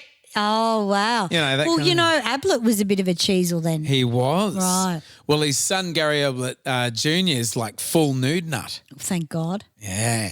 Nothing worse than a cheesel. Do you agree with having Ablett, because he got injured the first quarter of the one just gone, He had a yeah? fucking broken arm. I would have taken him off. I'm sorry. He probably did. Look, they jab him with fucking steroids and all painkillers and shit. And Yeah. look, you know, if you can last, and there's shorter quarters during COVID as well. So, Oh, of course. Yeah. you know, all he's got to do is Yeah. be out there to sort of bolster the team. Yeah, well, my and- dad said, you know, he was good for something, definitely. There was other things he could do. Yeah. You know what was phenomenal was watching him, because that was his last game. Yeah, that's So right. Gary Ablett Jr., that was his last game playing the grand final that they unfortunately lost Geelong. Yeah, sucked in, guys. Suck in, fucking cunt. Eh. Up the Cats! Off you get on the bus to Geelong, you cunt. Anyway, they fucking lost. And Fucking lost. what I loved was that he's got this broken arm. He's about to walk off the footy field for the Does last he have a broken time. dick, though? He could. Wow. From years of abuse. Yeah. But he's about to walk off the footy team for the last time. His team's just been beaten in the grand final and he still had time to play with his kid and like, I thought you were going to say play with his dick. yeah, he still had time to play with his dick, you know. Lovely. He made time. In front of everyone. We love that. Oh, it was great, wasn't it, when he was having a wank? Oh.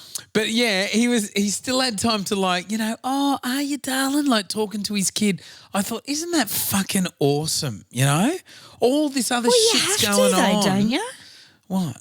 Some of them Talk don't. to your kids. Some of them don't. Really? Oh, yeah. I Some thought of them that's are- why you have them, to talk to them. Even though I've been watching MasterChef and I'm pissed off I didn't have any because they fucking cook these cunts.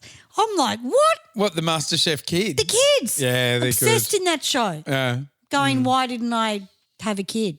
There was a little fat kid that used to Ben. play. What? A little fat kid played trumpet? Ben? All my brothers say it's me as a kid. Oh, no, I'm no, like- never. I'm like, thanks, cunt. Funny like you, though. And you know what? Funny. Yes, thank you. And he's also got 3 elder sisters. So get fucked, guys. You know, the fucking similarities go right across the board. Well, I think Ben is a little bit Special. gay. Yeah, okay. That could be what I they're think that's that what could they're be what saying. they're trying to say That's nicely. what they're trying to say. They can go and fuck we're themselves. onto you fucking assholes. You fucking racist, homophobic assholes. I'm going to stick up for my Jay. Good on you. Awesome. Yeah. Oh, you know how you, fuck that shit. I really liked, anyway, I was obsessed in that show. Yeah. Because I didn't think there was, I mean, I love kids. I love Yeah. teaching kids. Uh-huh. But having them, not my thing. Different thing, isn't it? But when I saw this, I was like, maybe I should have done it, you know. Still time to adopt, isn't there? Adopt, yeah, right. Yeah. Exactly. No time the oven Abduct. shut. There's always time to abduct. Abduct Yeah. at the supermarket. Yeah. Oh. So my other big rugby league heroes were Mal Meninga. He was from Queensland. He used to play for the Canberra Raiders, but Mal used to Meninga. play for us during Love the him. State of Origin. Yeah. Alan Langer. He was Brisbane through and through. Also played for the Broncos. the See, same time I as even know Warrick. these people, so they were huge. Alfie yeah. Langer, they were fucking gods, mate. Peter Sterling, who used to play for the Eels. He was New South Wales, obviously. And Sterlo used to host the footy show, the NRL footy show with Paul Vaughton, Fatty Vaughton. Fatty, yeah, I like Fatty. Fatty used to play Redheaded. for Manly. Yeah, Yeah. Now, like, you know, Fatty and Sterlo, very, very popular, obviously, and they sort of continued their career into commentating and hosting the footy show as well. And they do a really good sound when they have bands on that show. Yes, they do. Like they have a really good live sound. Yeah. It's Which sad, I isn't it, always when loved. like a kind of sports show becomes like the last bastion for fucking live Yeah. music on TV. Well, I mean, it was the Screaming Jets, but, oh, yeah. you know, I love the Screaming Jets, but, you know, they used to do those footy. Dunk, dunk, dunk, dunk, Yeah. dunk. As soon Used as to that, love it. you know, fucking bogans just lose their shit. Yeah. You know. Yeah. I think Jimmy was on there a couple of times, maybe. Of course, yeah, Mm. he would have been. Now, leads me back to AFL and Warwick Kappa. We brought him up before. Oh, So Warwick Kappa used to play for Sydney Swans. yes. He also moved to Brisbane and used to play for the Brisbane Bears. So he was Yeah. very popular. He was a bit of a footy slut. He used to sort of follow the money, you know. And he was known for having very tight shorts. Very tight shorts, and he used to wear either white or pink boots, and he used to Yeah. have this big sort of blonde mullet of hair. And He I think was he's cute. I think he's a bit woggy in the background, though. Yeah, he was a woggy Aussie. Yeah. Yeah, woggy Aussie. They were big. Yeah. I was very much a woggy Aussie. Were you? Oh, God, yeah. Oh, a woggy. A woggy? Well, I used to think I was Greek. I wanted everyone to think I was Greek. Because you just used to talk like this too. I used to go, inna beta kappa delta epsilon zeta theta iota kappa. I used to love the alphabet. I got 10 out of 10 for Greek, Yes. for my Greek dancing. Great. Mickey used to do Greek dancing. It was part of the curriculum. get you guys up How do you go figure? at the fucking 50th birthday party with Mate, I was fit and ready to Greek dance. I can't wait. with I can't Mr. wait. And the guy that I said that owns that record shop in South Bank, Theo, Yes. is that the guy that you get records off? The one I get Theo? he's in Docklands now. He's on Spencer Street now. Is his name so- Theo? No, I don't think so. Okay. I don't think he's a He wog. did own a record shop. He was my Greek teacher. All right. I know the one, but he's not my record guy. So Warwick Kappa, he had. Okay, we'll lead on to that in a second because we're moving into another segment. We are. He's our one dick wonder. He is. Warwick would go and do in the 90s. He'd go and do Penthouse with his wife at the time. That's right. Joanne Kappa. Remember that? Joanne was lovely. She got her tits out and her bum. Of course she did. And he famously said in an interview afterward, they got paid heaps of money to do that. Yeah. And he came out and said, yeah, I showed off my ass, but they didn't have enough money for my blue vein custard pumper. Oh, Isn't I that don't lovely? think it would be very big. I don't either. I've had a look at the shorts. Pretty full of himself. Yeah. Yeah. And Warwick's been at our gigs. Warwick loves live music. Yes, yeah. Remember I had to tell him off for stealing our band rider? Oh, yeah, that's And I said, right. Warwick, can you fuck off? Because I've got no patience. I don't care if you're Elvis Presley, mate. I'm going to fucking I said, Warwick, fuck off. Have one drink and fuck off. We were talking about when we used to play the spot and the Carlton players used to come and watch us. Yeah. And you'd always pick them out because they'd be like a head or two taller than the And entire they'd be staring at you. crowd. Yeah, standing up the back like, ho, ho, ho, like they're standing on fucking Milo tins. And it was Kudafides and it was Lance Whitnell. The big sort of ginger, like redhead. Was I there? Yeah, you were there because we used to have that roped off area where we'd all sit and like have a sit because you could smoke inside. Yeah. And we'd all sit in there and like get written off and everything, and no one could come near us. Remember? Yeah. And we were selling the fucking t-shirts. Oh, yeah. And Mert. and Lance Whitnell came up to you, and you had no idea who he was. Never. And No. he's like, excuse me, because we would have been like fucking rah, rah, rah. You know, and I would have been off my nutter. he came up and said, excuse me, is it okay if we buy one of your T-shirts? And you like went, fucking hell. What, so I'm going to have to walk to the fucking band room, am I? Or No. Can I at least finish this? Like, No. and all right, I'll go. And you like got up and like went and got his fucking shirt.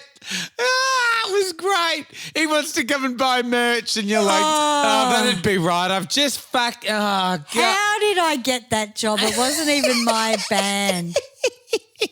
I wouldn't have known who he was. If anybody buys our shirts now, they get a fucking free hand job. Fucking we lick him out. Just open your legs and fucking spread them. I'll happily take over the merch in that case. So Warwick, No, we won't do that. Warwick went on Celebrity Big Brother. Oh. And he got kicked out because he showed his dick to one of the Did he? Kimberly. Oh, like what was a her monkey? name? She was from her. She was like a starlet from Kimberly Home and Davis. Away. Wasn't Kimberly- her? Another one from Home and Away. A little kind of not Blonde? overly gorgeous. No, she was sort of like a redheaded. Sexual harassment. Well, yeah, he showed his dick and he thought it'd be hilarious and got kicked out. He got course he fucking got did. evicted for that. And he also tried to run for Queensland State Parliament as well. Oh, really? Yeah. He's a bit of a knob. But he released, when he was very, very popular, he Yes. released a song called I Only Take What's Mine. Warwick Kappa, you're our one dick wonder. You Play are. it, Sammy. All right, baby. I'm the yellow hoping I one. press. Oh, thank God. You know this yellow one. Yes. Here we go. Woo!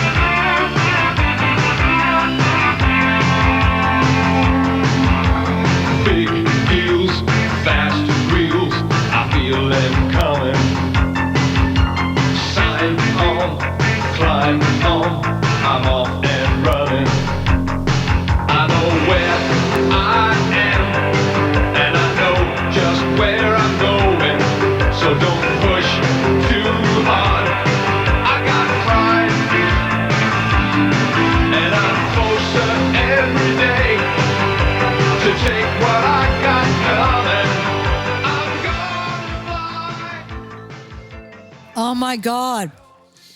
It's very new romantic, It's isn't it? very new romantic. You wouldn't expect that, would you? No. And it's got Edelstein's wife in it, yeah? The old wife. Which he fucked. Yeah. Oh, did he?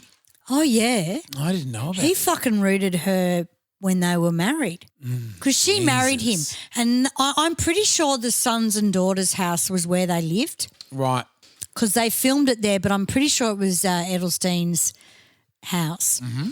And then I think eventually they brought that – I don't know. They brought the house, but it was very sons and daughters meets a fucking mess. There you go. Wow. But, I think Warrick used to copy what Jacko was doing. Like Jacko put out a single, so then they went, oh, well, let's do – it was like a marketing thing they did. Do you know, I think you're right. Let me just check the stats on Yeah. that. So, I think Jacko came out first with I'm an Individual. yeah, Mark Jacko Jackson. Shit, I wish I knew what year it was. I think it was 85. I think bloody Kappa might have come out with this before. Really? Because this came out in 83, that shit song. Really? And I think Jacko might have released Maybe. I'm an Individual in 85. Now, Mark Jacko Jackson used to play for Melbourne, St Kilda and Geelong. He kind of moved around a little bit. Because no one could handle him. He was very fiery. He used to just go out and fucking punch the shit out of people. Very fiery, but like a really big sort of personality. I was always scared shitless of him as a kid. But he got into ads as well in the late 80s and the early 90s. His big thing was, oi! Energizer. Remember? Yeah. He used to do Energizer. He used to do Nutrigrain as well. Oh. And he had a fucking action figure. Yeah, That's he how did. popular he was. Yeah. He did a comedy circuit with Chopper. Oh, yes. Remember that? Chopper. It would have been about as funny as a car accident. Oh, yeah, that's right. I mean, Chopper would have had to carry him Right. because Chopper was quite funny. Yeah. I saw Chopper at Sexpo one year because I used to do a thing for Bill at Sexpo, Yeah. and Chopper was selling his own wine. This is just before he died. The Chopper wine. Chopper wine. And I remember looking at him going, oh my God, that's Chopper Reed. Red wine like blood. It was like that. Absolutely. And Chopper was big amongst the footy players because I guess they felt safe, Yeah. But let's just talk about the Hawthorn Footy Club and how they absolutely annihilated the 80s. Yes, yeah. Let's give this a go. Hopefully I'm right. We're a happy team at Hawthorn. We're the mighty fighting Hawks. We love our club and we play to win. Riding the bumps with a grin at Hawthorn. Come what may, you'll find us striving. Teamwork is the thing that talks. One for all and all for one. That's the way we play at Hawthorn. We are the mighty fighting Hawks.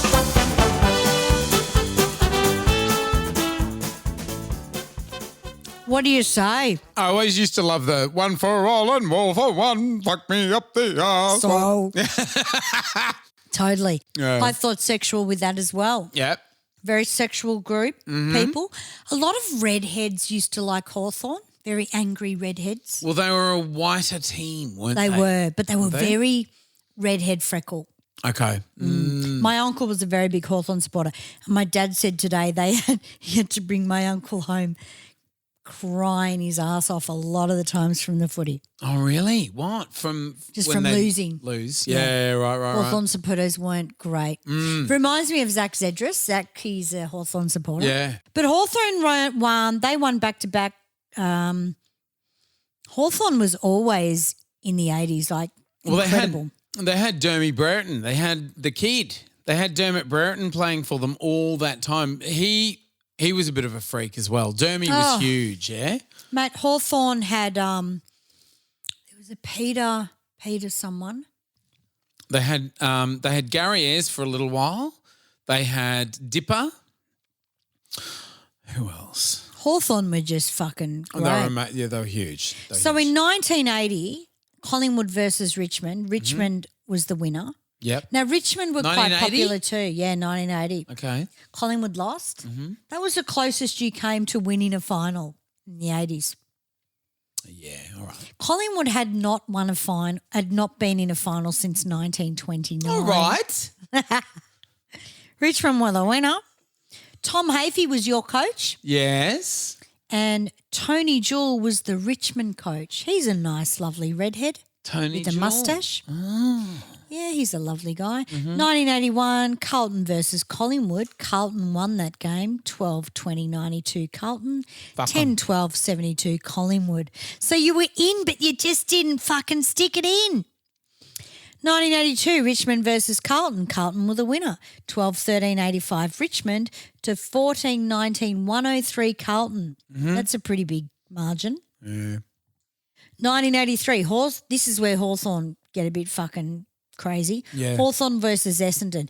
Now, I must say Essendon was a big part of my family because my uncle, Alan McGilvray, was the Essendon recruitment of the players. That's right. You were saying just before. Yeah. How exciting. So when I was little, he had a house in Essendon and they would have big nights with all the Essendon players. So I was running amongst now I'm getting too Tim drunk. Watson. Tim Watson. Timmy Watson. My little cousin my bigger cousin, sorry, she wasn't little, used to love Timmy Watson. Wanted to bone him until the next fucking week. Yeah. So I didn't understand, but He would be very gentlemanly, I imagine, in the sack. Timmy Watson, well, Yes. my cousin was way too young for that. He's like, oh, g'day, Tim Watson. You know, like he does the sort Yeah. of news now and, bend over. Come on. Yeah. Well, Hawthorn versus Hawthorn versus Essendon in 1983 was Hawthorn's year. Yeah. But then not only that, and then 1984 Essendon won Hawthorn versus Essendon. So isn't it interesting how all the teams were quite close? Yeah. Do you have that now? Like, You do, because you sort of have it's the same player group sort of for a couple of years before people get injured and they have to retire. People get old, they've got to fucking retire. You get new people. You've got to make room for some new, older players. They just want to move on with their life. Yeah. So you bring in new players who may be, still learning their skills, but lots of potential. So you've got a window of a couple of years where you can really fire. You've basically got the same coach, same player group, and same culture in the club. There's no reason why you can't just completely dominate. So yeah. but yeah, Hawthorn have had a couple of periods like this. They won fucking 3 back-to-back just not long ago as well. Yeah, well, in the 80s, I mean, it wasn't rare that we heard Hawthorn had won. Yeah. I think Robert Walls was their coach. Right. They had that phenomenal. Did you go right through each 80? I don't want to jump ahead. There's one I want to talk about in particular. It's 89. 89 so you keep going. was Geelong versus Hawthorn. It was phenomenal. Tom Hafey was the coach of Geelong. Yeah. Alan Jones of Hawthorn. Yeah, it was phenomenal. The thing as well is that these days the rules have changed a lot to protect the players because there were just too many injuries. It was ruining players' lives. They were sort of leaving the game and not able to fucking work because their bodies were fucked, So they brought in a lot of rules to sort of protect the players because it was just really, really fucking rough. And so the game has changed because of that. And I'm sure the grounds were rougher too. Absolutely. They didn't really, condition them. Lots of things were different. Like, they'd go off halftime in the 80s and they might have a stubby and a ciggy and then they'd run back on, Oh, that's it. There's no Drink way. and smoke and bare your bum to other blokes. Yeah, That's right. There is no way that you would fucking get away with that shit Bare now. your bum to other blokes. Oh, that's another So story. Australian. Mm. No, well, that's right. And I mean, Hawthorn, the next day in the Herald Sun, you would have a poster made up of the Hawthorn.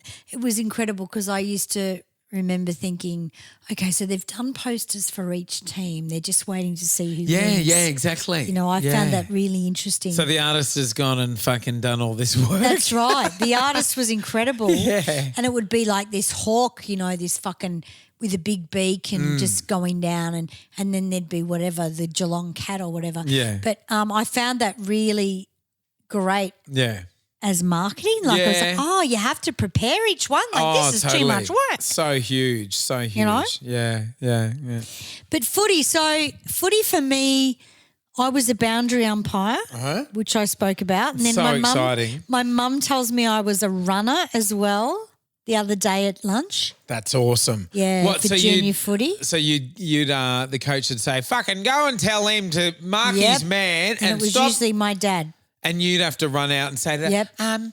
Dad wants you to start. Dad wants you to keep on your man because there's fucking Dad- all these players and you're not on your man. Dad said you're a useless cunt. You can't kick. Do you know my parents still go to junior footy now and they're the loudest on the field? Like they're like, Brody! Like, because my little nephew plays. Yeah. So they've actually, nowadays you get complaints for that shit. Yeah. a You lot. get fucking fines and shit. If people are fucking being monumental My mum and assholes, dad don't even swear. They They haven't just been loud. reported though, have they? Yes. Oh, fuck off. Yes. Yes. That's fucking ridiculous. Can you tell your parents to not say things like, oh, that's holding the man? You know? That's fucking ridiculous. Yeah. My parents cop it big time because my mum and my dad are very loud. And it's like, that was bullshit. Dad'll say bullshit, which I guess is not very kiddie-like. See, they don't like people. They don't like people swearing at the footy now because the kids are there. That's where I learnt to swear. Exactly, and it doesn't hurt you to swear because it protects you. They say more intelligent people swear. Mate, as a musician, as a woman, if you don't tell someone to fuck off, you're not getting the message through. Absolutely. You know what I mean? If you don't go, why don't you go fuck yourself? They don't want to stop. Then. I remember taking my nieces into a club for the first time, and of course it was one of my gigs. I think they might have been a year or two underage, but that's all right. Yeah. And bringing them in, and they were like, what do I do if like someone tries to talk to me, or like somebody tries to start chatting? They weren't that innocent, but you get the idea. Yeah. And I was like, you just turn around and say fuck off. Yeah, And that's they were right. like, I'd be scared to do that. I said, no. No. Absolutely. You got to. That's your armor. Totally. Like, is. fuck off, mate. Like. The louder you can get and tell them where to go, they just go the other way. They don't want to compete with that. It's too hard. They want easy shit, Can I just finish up on that 89 Hawthorn Yeah. Geelong game? Yeah. So you had Dermy, you had Dipper, I think Gary Ayres was in there, and Gary Ablett was playing for Geelong. My friend fucked Dermy Oh, really? in a tree. In a tree? Yeah, she fucked him in a tree Why? because she's Jewish. I don't know. Is she a bird? She used to sing at the Metro in the 90s. Why'd she fuck him in a tree? I don't know. It was just her thing. That's Get in a exciting, tree. isn't it? Yeah, she was out there. Hungarian chicks, He mate. probably I love still it. tells his mates, like, yeah, Oh, yeah, exactly. I fucked her in a tree. You know that big fig I'm tree? pretty sure it was Dermy. I'd have to ring her and ask her because she's quite open about it. That big fig tree on fucking Fitzroy Street. I think it was actually in the botanical or something. And they climbed a tree and he stuck it in. Oh, that's exciting. But she wanted him to. He used to live across the road from us in St Kilda, and he's a bit of a knob, Dermy. Yeah, Dermy's yeah. a bit of a knob. Blonde. And he was he used to live across the road, and Gary Ayres was our local bottle shop owner. So, Wow. and they would have played together. Yeah, for sure. And I had no idea who Gary Ayres was. And Melbourne? but I'd see him every fucking day going, well, he would, big Hawthorn hero. Oh, He used okay. to, he went on, he's a big coach as well, and he still coaches. But Dermy used to piss me off, mate, because he thinks he's fucking awesome. He They all does. do. Oh, they but he do. thinks he's fucking awesome. And at the Logies one year, I saw him making fun of a cleaner, Oh, no. and it turned me. We were in the toilets at the Logies. Don't make any assumptions, you guys. We're in the toilets at the look, Logies. I'm making an assumption you wouldn't have gone there. And as he's coming out, the the cleaner, the poor little Indian cleaner, is like cleaning up some vomit or something. And he's like, fucking, you're doing a good job, mate. Fucking, I love your work, mate. Fucking got his arm around, like roughing up this dude and everything. I felt like saying, fucking leave him alone, you cockhead. Exactly. Go and sit in your fucking table and go back to fucking, Middle Park and The chicks loved Dermy though. That was the problem. his stupid fucking permed hair. Yeah. It's all straightened now with the fucking straightening iron. Yeah. He was like Warney, a fucking pain in the ass. They're just fucking so full of themselves, aren't they? Yeah. And they get to a certain age and they're butt fucking ugly. Yeah. And it's like, I'd rather kiss their asshole. mate, you're not 18 anymore. Yeah. Fuck off. Yeah, that's right. There No, you go. that was the thing with AFL footy players. They did get a little bit narcissistic. Yeah. And you just didn't have the strength to pull them back. No. Now, in that game, Dipper was walking backwards to take a kick, sort of running backwards to take a kick. Did you trip over? No, he was smashed by Gary Ablett so fucking hard Wow. that it broke half his rib, like all the ribs on one side, and punctured his lungs. Jesus. Dipper played the rest of the game. They used to just run headlong into each other and actually tried to break each other, Yeah. And Dipper played the rest of the game and then they won and then he collapsed and had to be rushed to fucking St. Vincent's and nearly died. He nearly That's fucking died. fucked. Yeah. But there you go. Dipper's a lovely dude. Yeah, that's right. Dipper, nipper, go. You'd probably still have a chance, I reckon. I'm not going to go there, Mm-hmm. but he was just really nice. It was just refreshing to see a nice footy player That's lovely. because footy players were a little bit out there. Yeah. They used to hang out at the depot a lot. Uh-huh. In Yeah. you know what I mean? Yeah, which is the precinct now. Oh, is But it? it's still a big footy Precinct of Poofters. Fucking It's hate still, it. I wish it was. Yeah, It's- no, it- we'd all go, wouldn't we? We'd be there next week lining up going, $5, fucking no worries. Fucking so I can get a fag and a fucking drink. Absolutely. Fuck, that place turned around. Didn't it? It was like a hole. It was like a dark Yeah. hole and now it's all been zhuzhed up and it's all fucking bright lights and surfaces. Fucking hated when that happened. Because you used to get scumbags there and it was hilarious. Yeah. It was a 2120, shithole. we used to play there, friends of mine. Yeah. And all the footy players would come and see them. Because footy players like to hang out with musos Yeah. and just pick up their slops. Well, you also you enjoy, and I don't mean to sound conceited, but you enjoy a similar energy from Yeah. the public, you know what I mean? Exactly. The general public.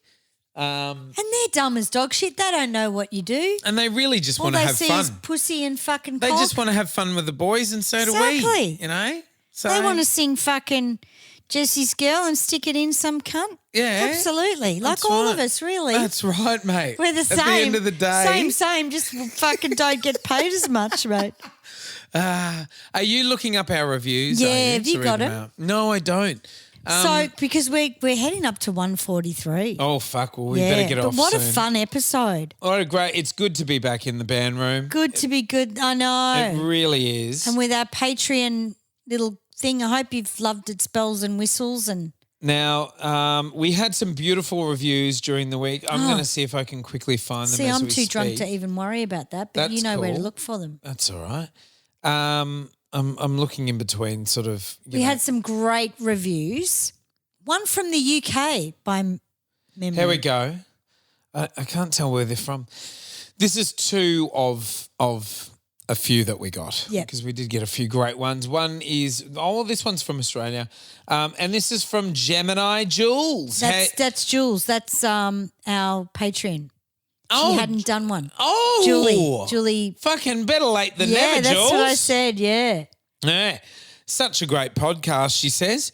Jay and Sammy are awesome and have no holds barred and hilarious way of bringing back good old childhood memories. If you can, get to see their band too. You won't regret it. Nah. Good on you, Jules. You know what you're talking about. Yeah, good on you, Jules. And then we had fucking Shaq Ross from Great Britain. I love this. Yeah? This is beautiful. Now, Chuck says maybe it's Prince Charles. Chuck. You know? 5 stars, both Jules and Charles, Chuck. that's great. Charles says, I won't do the accent. Great company. He says, just very funny. Do the accent. It depends where he's from in the UK. Pretend it's Prince Charles. Oh, no, I can't do Come that. on, the fucking show's going to be on soon. Just very funny. I wish you were a tampon. No, I can't. All right, that's All right. Just very funny and to the point on anything that happened during the decade of excess. Didn't he say great company? Yes, that was the opening line. Love that. I said that. Because that's all we want to be is your great company. That's right. Expect a lot of effing and jeffing. Oh, Are you with me? what's jeffing? Jeffing is when you get a dildo. And Is it? I'll show you after the show. Jeffing. I didn't understand jeffing. Effing and jeffing. I think it's just rhyming slang for Oh, yeah. swearing. Right, okay. Lots of effing and jeffing. Lovely. Well, he's got it right. If you're with me. And then Chaz UK. Good on you, Chaz. I guess it's Charles, and I'm guessing it's Prince Charles. So thank you. Thank you. Thank you, Your Majesty. Even if you're not, we fucking love you. I'm a Republican, but I do still, I love a bit of 80s Charles. I love you, mate. You He's can such stay at my place when you come down next time. Yeah. Now, we did have 2 other letters that came through the bloody I sent them for you the week. What, are we going to look for them now? Yeah, like go on the under 80s montage thread. All right. And it was 2 people that had written into the website, which is www.the80smontage.com. Oh, isn't that lovely? And it was really cute. One of them I think I scared the shit out of because they are quite scared. They kind of email us and then run away, I reckon, from their computer. Oh. Fucking Jesus. Fucking look out. My vagina. Oh, my dick. Oh, Sammy, something very important. Has this finished yet? What? The fucking Australian Podcast No, Awards. it hasn't. Guys, you've got to fucking vote for us in the Australian Podcast Listeners Awards. Award. We didn't even know it was a thing. We didn't. Now, the category that we may be up for is the Listener's Choice category. Yes. Yeah, that's the one you want to vote for. Fucking oath. If you need to, you can go on our social media. You will find the link on there where you can go and vote for us. How awesome if fucking Jay and Sammy won a podcast award. Yes. I didn't even think they fucking existed. Well, they do. And I wrote to the guy and I said, well, how do we get in the main awards? And he goes, I'm just going to focus on this year. And I thought, you're said, a little bit slow. Fuck off, bitch. And Yeah. he He did. He put did. the phone down. But, please vote for us, guys. That'd be fucking great. How exciting would that be? Absolutely. So I found our Angela Parisi, Oh. love 80s music and pop culture, my 20s. I think that means she was in her 20s. Right. Good on you, Ange. I did email you back and say thanks a lot because we love that, Yeah. the fact that they've actually written in. But there was one other person that wrote into the website. Right. And they had an idea for a show, I think. Right. But I will just double check. Here we go. No, it was from Tracy Griggs. Tracy Green. Oh, no, that was right. Have you interviewed Sherry Summers? She writes romance novels inspired by the 80s musicians. That sounded really yeah, interesting. might be a fun interview. So it's romance novels and she's done it sort of fictitiously as if it was 80s pop stars? That's right. So it could be about Michael Hutchins Fuck. being in the 80s and it's just like Mills and Boone of the 80s. That's exciting. You know, I think so too. And Sherry's actually jumped on our podcast Wow. Instagram now, so I think that's something we can look that at. I'd be interested in. Yeah. That'd be really It's good. very up your alley. Yeah. And I did like that because it was up your alley. But let's just mention a few things that also happened this week. Bananarama put out their new book. Their book, yes, yeah, just the 2 girls. The 2 girls. Put the book out. I'd be really interested in that. I can't remember Love what it. it's called. It's Yeah. called Saying Something or Saying what's the song they wrote? Saying Something. I don't know. They did an interview with 60 Minutes. Did they? Karen's a little bit me. Oh, is she? Little bit. Well, see, I'm Karen in Man Armour. I'm she Kevin. just said that when they talked about doing Live Aid, and Karen said I was so hungover. Yeah. And I walked in with a cigarette and a fucking coffee. Well, she's the funny one. She is the funny it's one. It's you. I didn't realise, and then I looked at old photos and I went, oh, Jesus, sounds familiar. And she's quite embarrassed about that part of her, but not really. And they talked about menopause, so that's where I related to it as well. Lovely. Kylie Minogue has had a huge fucking week. This is so exciting. Is she number one all around the world? Well, I think there's 2 fucking places she's not. Is it the album or the single? It's the album. Fuck, that's good. The album is good. I'm so excited for her because it's actually really fucking good. It is good. The album's great. If It you guys is. haven't heard it yet, please fucking give it some spins We love on our Spotify. Kylie. Yeah. You know, we love our Kylie. One day we'll party with Kylie. I mean, I met Kylie years ago and I auditioned with her, but I've got about like 1,000 kind of, we're separated by 1 degree. Yeah, It's only a matter of that's time right. until Yeah, her that's and I right. are best Absolutely. mates. So she went, these are the iTunes charts, which really are the ones that matter these days, especially with people in lockdown stuff.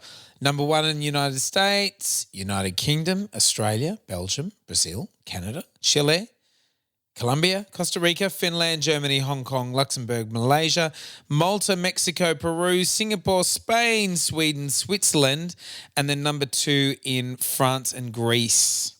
love it. How fucking exciting is that? And she's actually taught herself how to record her own vocals Wow. through COVID because she Okay. had to buy a system yeah, right. because you can't go to a studio. Yeah. So she's all of a sudden being a producer kind of a thing. Oh, cool. And I think that's really cool because I feel the same with this new machine that Yeah. we've got here. Yeah. Which is the, and I don't want to endorse anyone, but I'm so excited by it after tonight's show, the Rode Podcaster. I use a lot of Rode stuff. Yeah.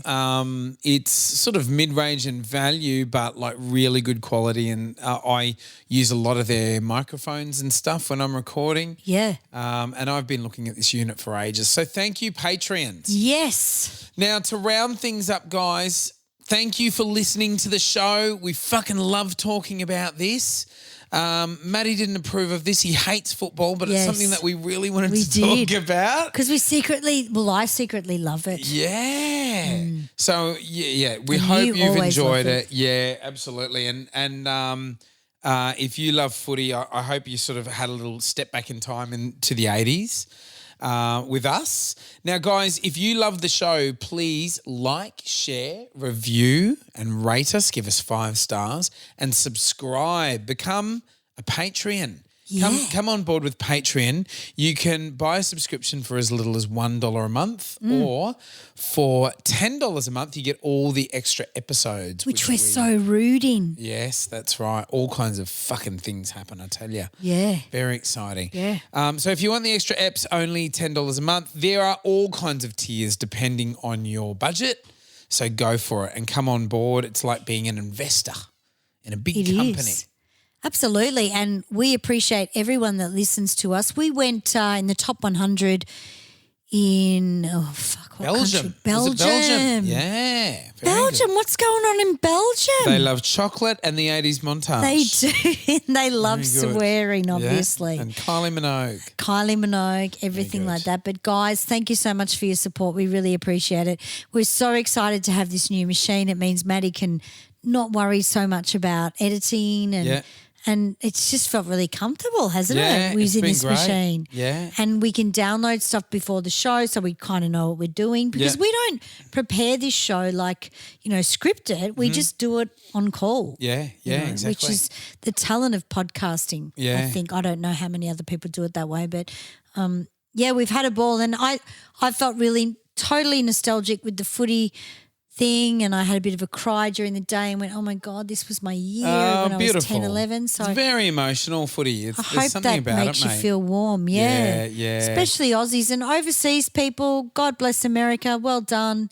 We're really happy with the break. Yeah, g'day to the rest of the world. We love you. Send good vibes out there. We're feeling great. And Yeah. we hope everything turns around for the rest of the world very soon, and looking forward to 2021, which is just around the corner, guys. And we'll be able to do live shows with our little podcast machine. That's right. So we can bring you around and have live audiences. Yes. Which is super exciting for us because the band may not work till 2025. No, it'll be fucking trios with masks on for a while, and then that's the thing, guys. I did want to let you know that bands we would actually cancelled at the South Morang Hotel. Needs to be 2 square metres between musicians. Not going to happen in any of ALH clubs. But we are definitely going to be at the Sale, the Wedge, because that will definitely happen in March. right. And we're going to have all these rules in place, but the Wedge will be fine. So just really come out and go to Sale and maybe get an apartment or like a hotel. What I'm really excited about is my dick almost gets to that sort of 2 metre barrier.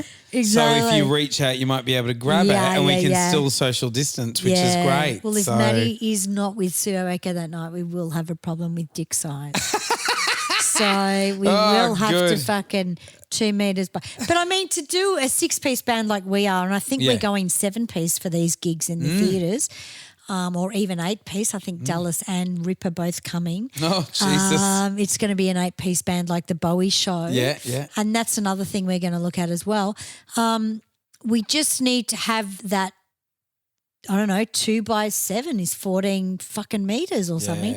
Yeah. We're not going to get that at the Seaford Hotel. Sorry, it's guys. nuts, yeah, no, the theatres is the way to go. Yeah, it is. And also, look, you know, we had to cancel 2 Bowie tours this year, which is a shame. And so next year, really looking forward to jumping on board with that. So we're excited about, you know, things that are happening soon. Things are about to get a whole lot better for us. And fuck, we've done it tough, and I think we deserve it. Yeah. Oh, look, we'll definitely make up what we've missed out on, and especially with the David Bowie movie coming out.